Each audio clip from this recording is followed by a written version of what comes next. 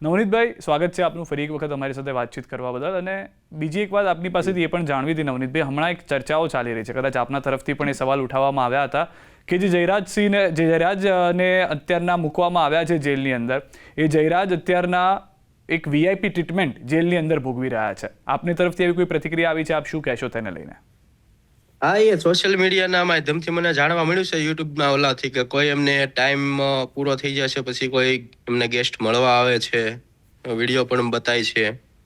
તો આમાં કઈ ને કઈ થતું હોય એવું લાગી રહ્યું છે ત્યાં. તમને આ ખ્યાલ ક્યાંથી આવ્યો હતો જયરાજ આહિર વીઆઈપી ટ્રીટમેન્ટ ભોગવી રહ્યા છે જેલમાં એમ?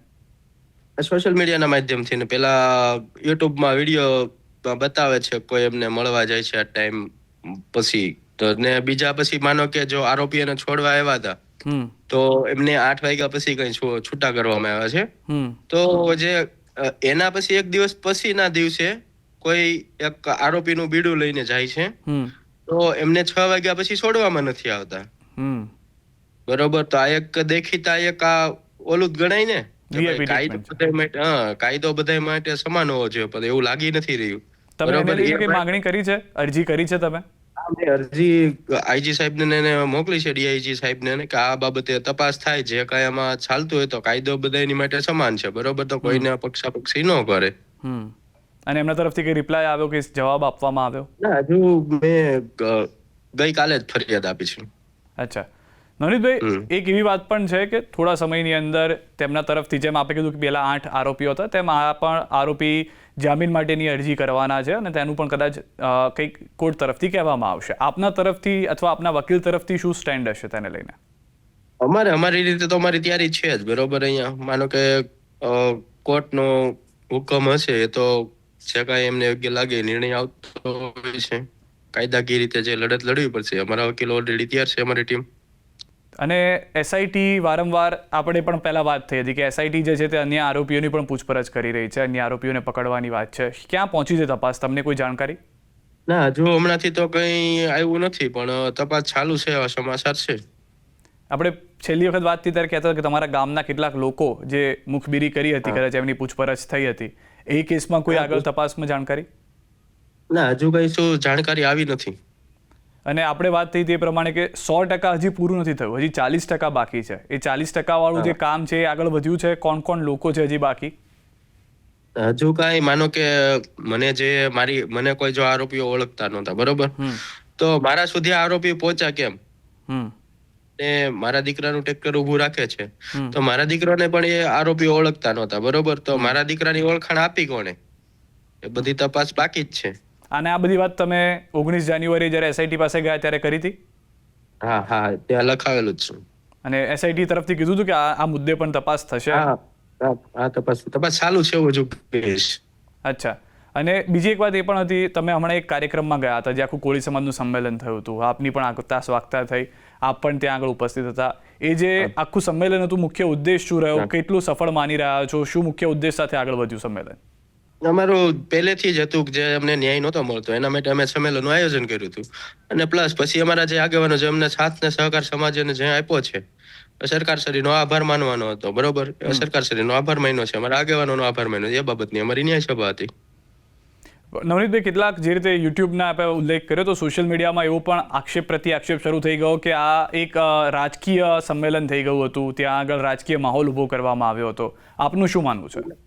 ના, એવું કશું નથી. સમાજ એકતા અમે ભેગા થયા હતા, સમાજની એકતા માટે, બરોબર. એવું કશું હતું નહીં. બાકી તો બધા સૌના રીતે સૌનું પ્રતિક્રિયા આપે, પણ એવું કશું હતું નહીં.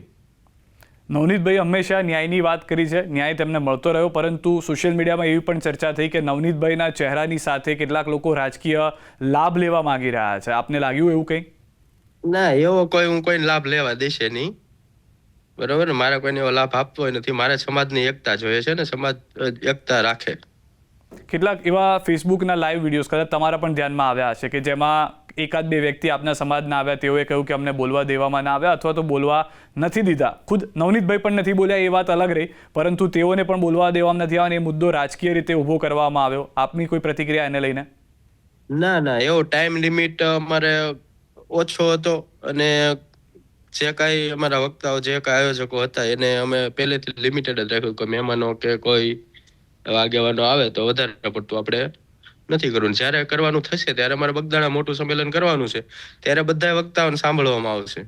ક્યારે છે આ અને બગદાણાનું સંમેલન? ટૂંક સમયમાં અમારા બધા આગેવાનોને, જે રાજકીય આગેવાનો છે, અમારા સાંસદો છે, MLA છે, એ લોકોની જોડે ચર્ચા કરીને અમે બગદાણામાં અમારું મોટું સંમેલન કરવાના છીએ અમે ટૂંક સમયની અંદર. એટલે એમાં હીરાભાઈ સોલંકી ને બધા તમામ લોકો હશે. ભાઈ હમ. કોળી ઠાકોર સમાજના જે કાંઈ છે એ ટોટલી ને તમામને ફરજિયાત હાજર રહેવા માટે પણ કહેવામાં આવશે. અને આ સભાનો ઉદ્દેશ શું હશે મુખ્ય?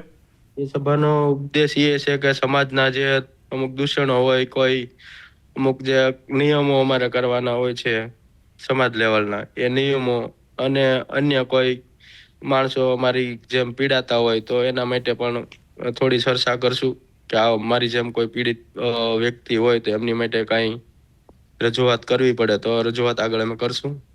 અને મારા કદાચ નામમાં ભૂલ નથી થતી તો એક આપના જ કોળી સમાજના આગેવાન હતા વિશાલ કરીને, કે જેઓ એક ફેસબુક લાઈવ કર્યું, ચિરાગ કરીને હતા કદાચ, વિશાલ કે ચિરાગ, હું નામ ભૂલી ગયો છું, જેઓએ કહ્યું હતું કે વિધાનસભા શરૂ થતાં આપણે ત્યાં આગળ ઘેરાવ કરીશું ને માંગ કરીશું. એમાં કંઈ નવનીતભાઈને લેવા દેવા છે? એમાં તો હજુ મને કશું કઈ મારા ઓલામાં આવ્યું નથી જાણવામાં શું છે શું મુદ્દો નહીં, બરોબર, એ બાબત મને કઈ ખ્યાલ છે નહીં. જે શરૂઆત આપણે કરી હતી જયરાજની, જયરાજ આહિરને જે VIP ટ્રીટમેન્ટ્સ મળી રહી છે, વકીલ અથવા તો કાયદાકીય રીતે તેમાં કોઈ આપ આગળ વધવાના છો, તેને લઈને કોર્ટમાં કઈ રજૂઆત કરવાના છો આપ? જી, એ જો આપણે તો ફરિયાદ કરી છે એ મુજબ કોઈ એમાં જો ફેરફાર હશે તો કાયદાકીય રીતે આપણે તો લડત લડવાના જ છે. કોર્ટમાં જવું પડે તો કોર્ટમાં પણ જઈશું. જો ખોટી રીતે કોઈ VIP ટ્રીટમેન્ટ મળતી છે, જે કાનૂની જે કાયદા મુજબ કરવું પડે એ તો કરવાના. અને છેલ્લો સવાલ એ છે કે હવે કોઈ સમાધાનને લઈને વાત આવી? જ્યારે છેલ્લે વાતચીત થઈ હતી એના પછી કોઈ સમાધાનને લઈને પ્રેશર? ના, એ તો બધા એની રીતે કરતા હોય છે સમાધાનના અંતે, પણ આપણી સુધી કોઈ આવતું નથી. કારણ કે મેં પહેલેથી જ મારા સમાજના તમામ આગેવાનોને કહી દીધેલું છે કે મારે ક્યારેય પણ સમાધાન કરવાનું થતું નથી. કાયદાનું ભાન કરવા માટે આ કર્યું છે. બાકી તો પહેલેથી જ મારી પાછળ હતા તે લોકો બધા, બરોબર, કે સમાધાન કરો તો પહેલેથી જ ન કરવા, જેથી કરીને એક આ કાયદાનું એને ભાન પડે કે ભાઈ કાયદો બધાની માટે સમાન છે. એમ કોઈ પૈસાનો પાવર નથી ચાલતો કે કોઈ રાજકીય પાવર નથી ચાલતો, બરોબર છે. ગુના કરીએ તો સજા ભોગવવી જ પડે છે.